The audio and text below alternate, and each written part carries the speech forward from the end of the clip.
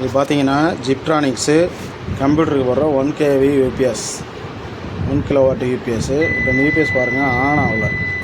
On பண்ணால் இந்த button வந்து லாக் ஆகலை, பட்டன் வந்து ஒர்க் ஆகலை, திருப்பி ஆஃப் ஆகிடுங்களா. இப்போ இதை நம்ம சரி பண்ண போகிறோம்.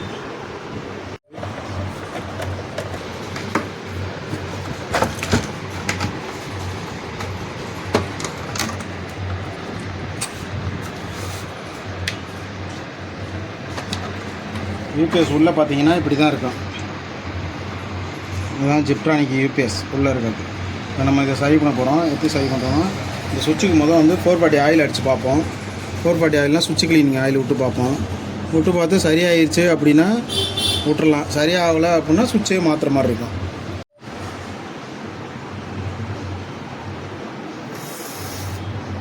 இப்போ 440 ஆயில்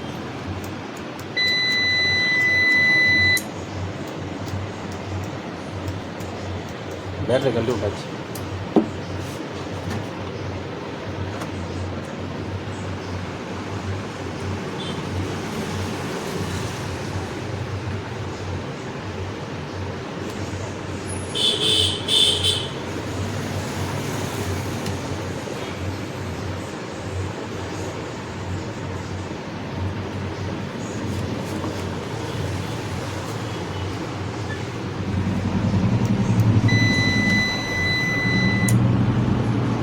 மேக்ஸிமம் இப்படி மாற்றினோடனே சரியாயிடுச்சு பாருங்கள். WD-40 ஆயில் அடித்தோடனே இது சரியாயிடுச்சு. அப்போ சுவிட்சில் த்ரூ ஏறி இருக்கும், இல்லைன்னா டஸ்ட்டாக இருக்கும். அது அடித்தோடனே சரியாயிடுச்சு.